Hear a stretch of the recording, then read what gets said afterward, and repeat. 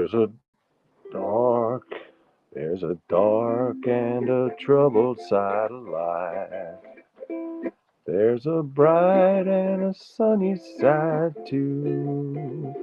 Though we meet with the darkness and strife, the sunny side we also may view. Keep on the sunny side, always on the sunny side. Keep on the sunny side of life. It'll help us every day, it'll brighten up your way if we keep on the sunny side of life. The storm and its fury, storm and its fury broke today.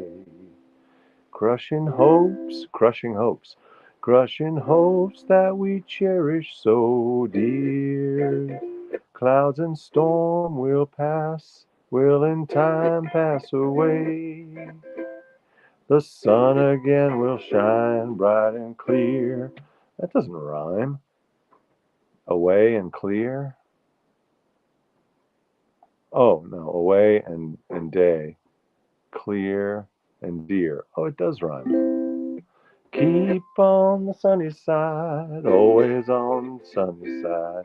Keep on the sunny side of life. It'll help us every day, it'll brighten all the way if we keep on the sunny side of life. Third verse, let's see, this could go either way still. Let me adjust my camera. Let us greet with a song of hope each day. In other words, let's greet each day with a song of hope.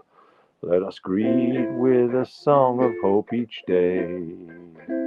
Though the moment be cloudy or fair, let us trust in our Savior always, who keepeth everyone in his care. I did not see that coming. I did not see this song taking a turn for the theological. Who knew? Keep on the sunny side, always on the sunny side. Keep on the sunny side of life. It will help us every day, it'll brighten all the way if we keep on the sunny side of life. Oh my God, the lights just went out. Dum dum ba dum bum bum bum bum. Good evening, everyone. I am Ethan Hirschenfeld, like it says right there. That's me. That's my name. Notice the C between the S and the H. That really trips some people up. Good evening, everyone. This is the nosho for Wednesday evening. Good evening. Hello, everybody. Nice to see you. Nice to be seen. Boom, boom, ba-dum, boom, boom, boom, boom. Ba-da, boom, boom, ba-dum, boom, boom, boom. Da da dee da ba da ba da da. Na na na na na na na. Boom boom. Keep on the sunny side, always on the sunny side. Keep on the sunny side of life. It'll help you on your way, it'll brighten up your day if we keep on the sunny side of life. Life. That's like a Willie Nelson pronunciation I suddenly slipped into. Chenfeld, yeah, Chenfeld. Hey, Rubs Troll. I like that name. Is that Edgar Allan Poe? In your, it looks like a cartoon of Edgar Allan Poe. Yeah, there are lightning bugs outside, here outside. I have a friend who moved to North Carolina and has made her home there for many years, and she started saying things like side instead of side. It's no longer, you lose the diphthong. You lose the diphthong and it becomes a monophthong. Instead of saying side, which goes from an ah to an e, side.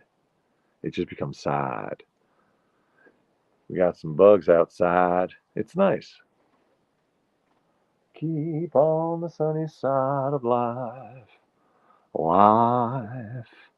That's the monkey that was in the video today. Yes, the monkey. By the way, I intended to buy some basil, some basilicum, and rub it in my beard and have the plant here, but I didn't get to the plant store. The monkey made an appearance because this morning I was thinking, what am I going to be doing on TikTok today? And then the dogs were playing. It was double monkey time. The dogs were both playing with the monkey. Hello. The dogs were both playing with the monkey, and I was filming it, and I was thinking, and if you saw it, you know what I was thinking. But I was just thinking about how unfair that phrase monkey business is, because it imputes some mischievousness or mischievousness or mischief to the monkey when the monkey is not mischievous. Mischief or dishonesty or something. I don't think the monkeys are like that. They're just. Anyway, you can see the video. It was an important 30-second addition to our culture. Thank you. I'm glad you enjoyed it. On the subject of 30-second little tidbits of culture or whatever it is. Yeah, that's a cute monkey. So Gornemont's had a monkey that he almost destroyed, but he saved it from the trash a few weeks ago when it ended up in the trash. He went in there and pulled it out because he was not ready to say goodbye to his monkey, which was very cute. Meanwhile, oh, thank you. You bringing me your monkey? He brought me his monkey again. Meanwhile, Hildy now has this monkey. This is a new monkey, much bigger and better shape. Although this monkey has already suffered an ear injury, a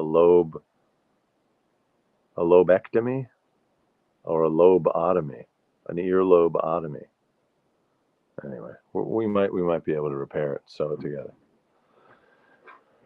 So now we have two monkeys going at the same time. Keep on the sunny side, always on the sunny side. Oh, I was thinking about these little bits of culture. So you got the movies, right? You got the silent movies, then you got the talkies, then you got TV, then you got the internet, then you have these short videos now, and they're getting shorter and shorter. And I was thinking that eventually they're going to get so short that they're just going to turn into still photos. So we're going to be back to the still photo. That's what's happening. They're getting shorter and shorter, these videos. Okay, A.P. Carter is who wrote this song, Keep on the Sunny Side. A.P. Carter, Bluegrass Music Hall of Fame. A.P. Carter, wow. Alvin Pleasant Delaney Carter was an American musician and founding member of the Carter family. One of the most notable acts in the history of country music. When A.P.'s mother, A.P., we have to disambiguate this from advanced placement. Keep on the sunny side, always on the sunny side. A.P. Carter wrote that song.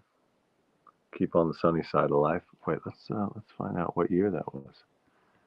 Keep on the sunny side of life. It'll keep on the sunny side of life. In 1899, Ada Blenkhorn was inspired to write the Christmas hymn by a phrase used by her nephew. Huh.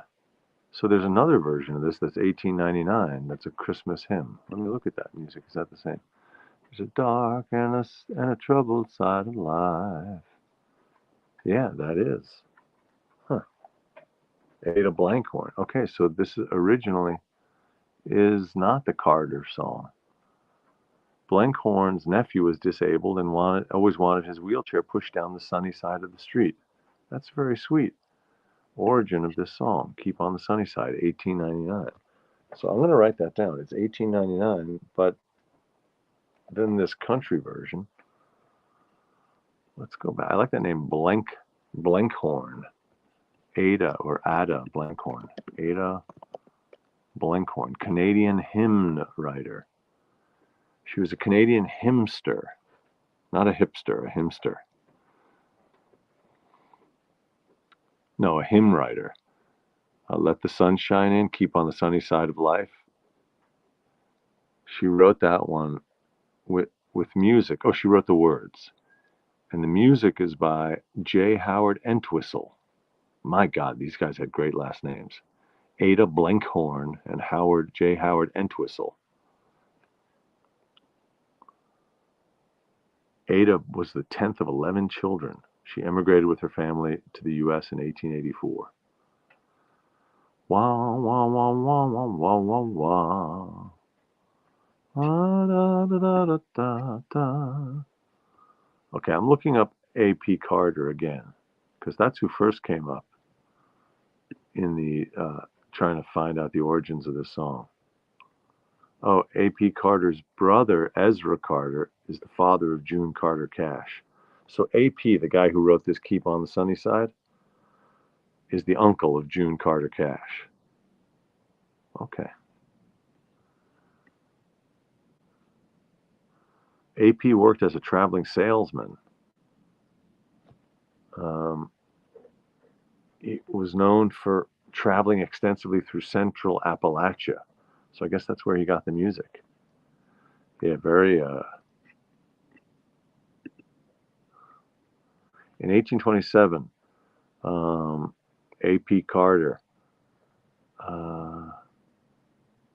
Okay, he was born in Maces Spring, Virginia, an area of what is now Hilton's, Virginia, located in Poor Valley.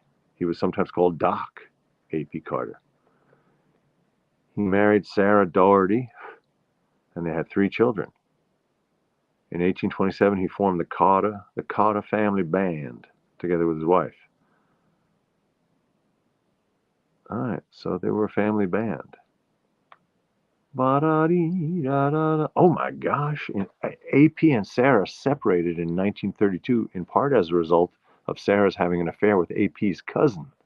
A.P. was away for long stretches as a traveling salesman and his search for new musical ideas. They divorced in 1939. Wow. Okay. All right. All right. Keep on the sunny side, always on the sunny side. Keep on the sunny side of life. So he married Sarah Doherty in 1915, and then 17 years later, she betrayed him with his own cousin. My God. Oh, you hear that? Oh, finally, Gornamans is eating. Good boy. Ugh. It's so funny to have a dog who doesn't really eat with much gusto. It takes him all day to finally get over to his bowl and decide. So today we had this weird thing happen, which is, so Hildy's very hungry. She's still a puppy who's recovering from her days of scarcity in Texas. We don't know the details. She won't tell us. So she eats with a lot of gusto. Fafner, the little one, she's a little scavenger and thief. So they're more on the average end of the spectrum when it comes to dogs and food, in my experience. They see the food, they eat it. Boom. But Gornamans just takes his time. So today, Fafner got out here on the porch and had her way with Gornamans' full bowl of food. She weighs 15 pounds, he weighs 50. She ate his whole daily portion in about 2 minutes. So we were a little worried. She snuck out here and did it. She saw an opening and she took advantage with much stealth. With stealth and with she was stealthy and gluttonous at the same time. But I was just thinking it's sort of like an anaconda. I know that dogs are not lizards, and snakes aren't lizards, but I was thinking like an anaconda that eats eats a possum and digests the possum. And the possum is like, half the size of the snake. The snake eats this enormous meal and the snake is just out, just lying there, digesting, not moving much. And I figured like Fafner could handle that. She ate basically like 3 days of her own rations in the space of a couple of minutes. But so far she seems all right. Well, na, na, na, na, na. Yes, monkey business, monkey business. Everyone says monkey business. People can't stop saying monkey business. But my point of my very important video today is that monkeys are not mischievous. They're not mischievous. They're just monkeys. They're just trying to mate and nap and eat, like all of us. I mean, I'm not speaking for anybody else, but so I was thinking also about the all this stuff being put out there on social media, all these tiny little videos and tiny little ideas. Um,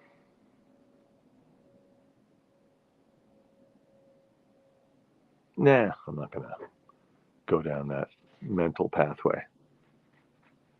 There's no business like the shoe business. That's correct, Richard. It's a great business to go into, the shoe business, because everyone needs shoes. No, I know you said show business. Wah, wah, wah, wah, wah, wah, wah. I guess they do want to have fun. Monkeys want to have fun. I was once at the Cape of Good Hope. We were in a parking lot there at the park. It's like a national park in South Africa, Cape of Good Hope, where you can stand on a little promontory and look at the Indian Ocean and the Atlantic Ocean, where they flow together. And there's kind of turbulence, if I remember correctly. Pretty cool. And there are monkeys there. I don't remember what species, but some small ape. And they are a little bit criminal. They kind of harry the tourists and go after their lunch. Baboons. I think they're baboons. Yeah, that was pretty cool. I was there with a chorus. I was singing the solo in an oratorio called A Vision of the Apocalypse. A Vision of the Apocalypse. And I was traveling with a chorus and orchestra from a Seventh-day Adventist university in Maryland, because the composer, whose name was Virginia Rittenhouse, this is 20 years ago. Virginia Rittenhouse had been a child prodigy in South Africa. She had played piano, I think, on the radio in South Africa when she was a little girl, like 4 or 5 years old. She made her life in America. So this is then 80 years later, and she's back for the first time in several decades, back in South Africa with her chorus and orchestra and some soloists that they hired, including me, to sing her oratorio. And the texts were all from the Apocalypse, which is that book in the Bible. It's that Bible book about the end of ends. The apocalypse. It was cool. It was an interesting piece of music. We got to do it at Carnegie Hall. We did it in St. Louis. We sang it in St. Louis in a big church there where it was recorded. And then she took it on tour. We got to go all over South Africa. Here I am reminiscing about my peripatetic days when I saw the planet and all its wonders. The Kenosha murderer. Wait, who was the Kenosha murderer? Was the name Rittenhouse? Da da dee da da da da da da. I don't remember what my lyrics were. What bit of text from A Vision of the Apocalypse. Anyway, you could probably look it up. The recording is probably out there. A Vision of the Apocalypse. Rittenhouse. Yeah, Dr. Virginia Rittenhouse. Oh my gosh, she passed away in 2011. My gosh. I knew that she passed away after, but I didn't realize it was that long ago. My God. Time moves along. I'm wondering if that recording is out there. I'm Googling A Vision of the Apocalypse, Rittenhouse, and then my last name.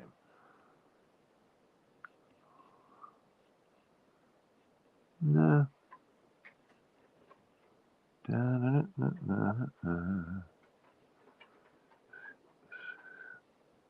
We're on the eve of the apocalypse. Yeah, Mila, it certainly feels like that. Oh, that guy, Kyle. That's right. Oh, yeah. May his name be blotted out. That little terrorist. That racist murderer. Oh, yeah. I think it's a pretty common last name. Yeah, it's German. It's an Americanized form of the German Rittinghaus. Rittinghaus. By the way, I wanted to make a correction last night. Kirsten pointed out that I mispronounced the word Ersatz. That's how we say it in English, but in German it's Ersatz. The stress is on the Satz. So it's Ersatz. There. Now the correction has been made. Oh, on the subject of things that I recorded, I wanted to say that I wanted to mention this also. So there was an opera called The Tempest. It's a German opera, and it's called Der Sturm in German, by Frank Martin, a Swiss composer, Frank Martin. It's based on the Shakespeare play, and we recorded it in 2008 at the Concertgebouw, which is the beautiful concert hall in Amsterdam, the Concertgebouw, and that recording exists. So that, Der Sturm, The Tempest. And then I remember people asking me, what was the nicest hall you sang in, like the best acoustics? And I would say the Concertgebouw. Just an incredible sound in that hall. And it reminded me of the halls in South Africa because they're rectangular. In Italy and Germany and in the U.S., the concert halls, the audience is in a curved orientation around, or possibly flat with a little bit of a curve. But those classic European theaters have a curved audience, so you're singing into this kind of concavity. Yeah, Venice was an amazing theater also, like all those Italian theaters. But the acoustic, just the actual sound of the hall, that Concertgebouw, was just incredible. Really like a very bright, I think bright, but also warm. And it's the same shape as all of those halls around South Africa were also rectangular. So you're singing into this long, you wouldn't think it would be great for acoustics, but it just works. You're on the short end of a rectangle, and then the hall is long in the distance in front of you, the audience. And so, of course, the Afrikaners, the colonial settlers there in South Africa, were from basically the Netherlands. So it stands to reason that they would also shape their halls. So all over South Africa, the halls were shaped the same way. La la la la la la la la la. The sunny side of Hana. Keep on the sunny side, always on the sunny side. Yeah, so on the subject of the apocalypse, I didn't want to discuss this, but my God, my friend sent me the article about that polling that came out today from Nate Silver, which was, horrific, horrifying. It's still 4 months to the election, so none of that is a prediction. Well, I guess it is a prediction, but none of these polls tell you what's going to happen. They give you the odds, they give you some possibilities. So we still have months to do whatever we can to prevent that horrible, terrifying possibility from coming to pass. Wah, wah, wah, da, da, da, always on the sunny side. Keep on the sunny side of life. It seems like that A.P. Carter, that would be a good biopic. He's out on the road as a traveling salesman, and his wife of 17 years is back home in Virginia, carrying on, as they used to say, carrying on with his cousin. Meanwhile, they're making music. They're a musical family.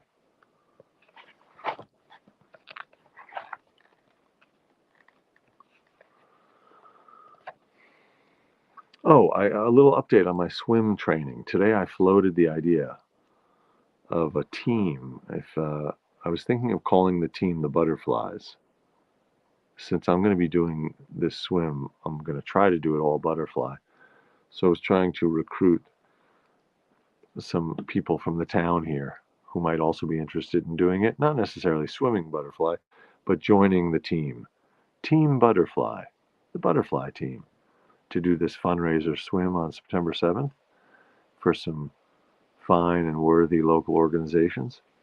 And I'm not sure I got any takers.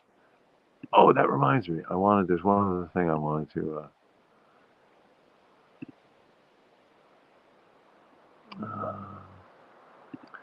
I got another text today, another spam text, and I replied.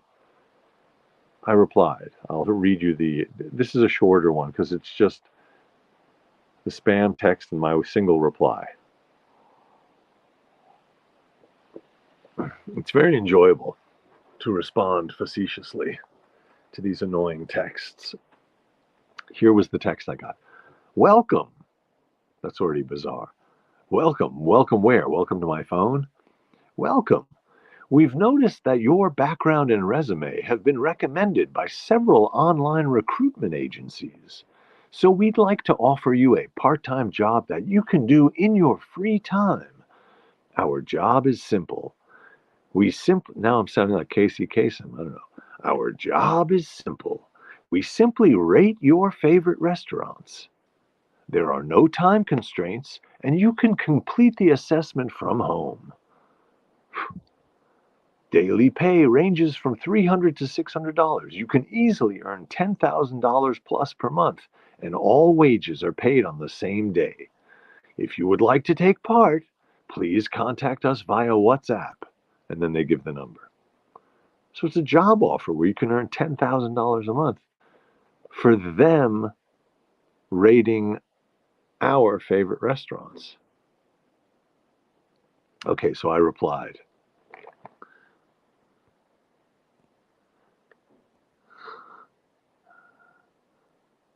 Yes, thanks, Mila. I am clipping these. I'm saving these.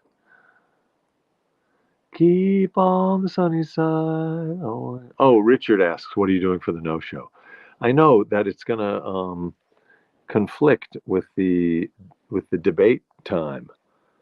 Should I do my show early so people can watch both? Maybe I'll do that tomorrow. Should I do it early or do it late? Maybe I'll do it at 10. I don't know. Please answer me in the chat. What would be your preference for how I do the show tomorrow? I always do it at 9, but I'll adjust. I may adjust the time tomorrow. Oh, early? Okay, so I could do it at 7 or 8, I guess. Yeah, I could do it at 8. I'll be in a meeting during the debate, says Mila. Okay, early. So the vote seems to be do it early.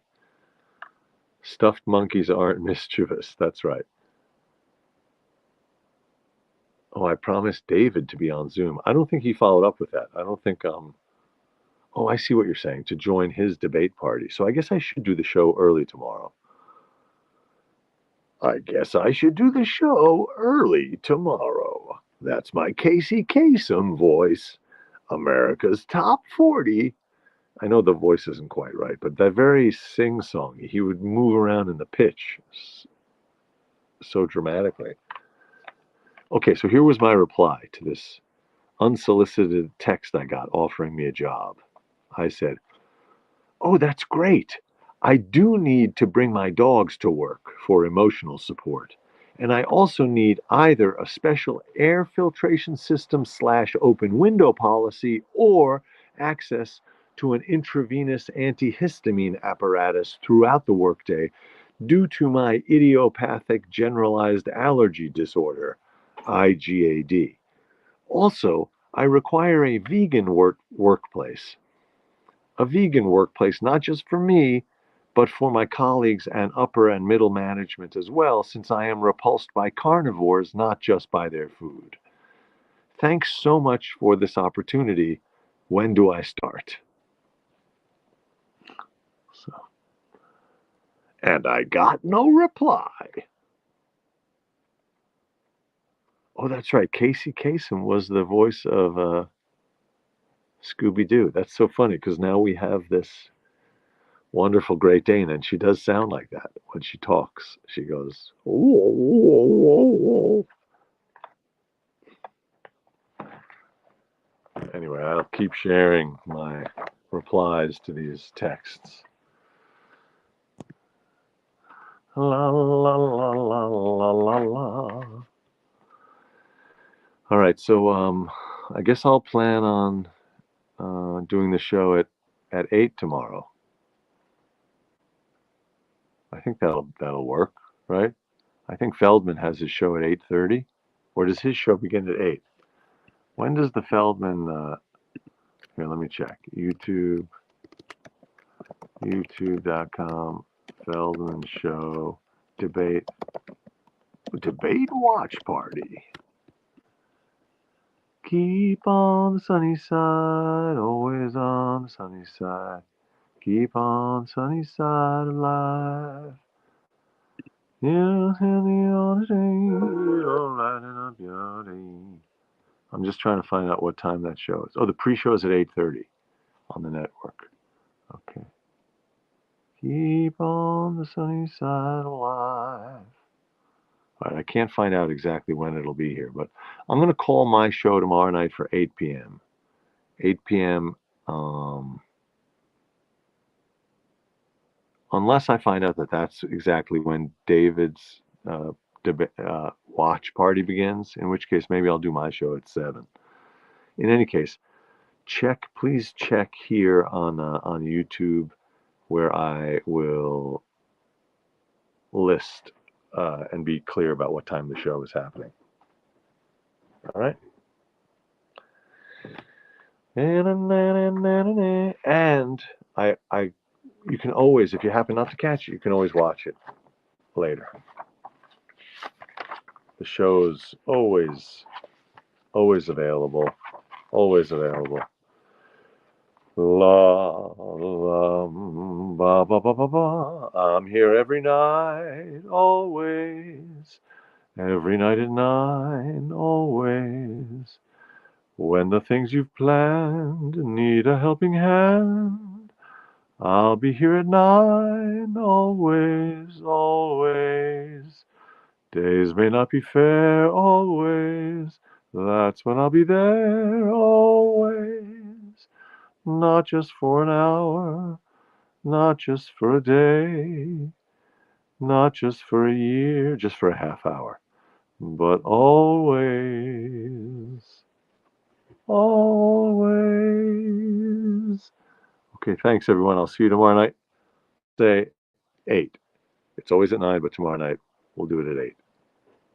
And if it gets adjusted, just check on YouTube. I'll be clear about when it's starting. Have a good night.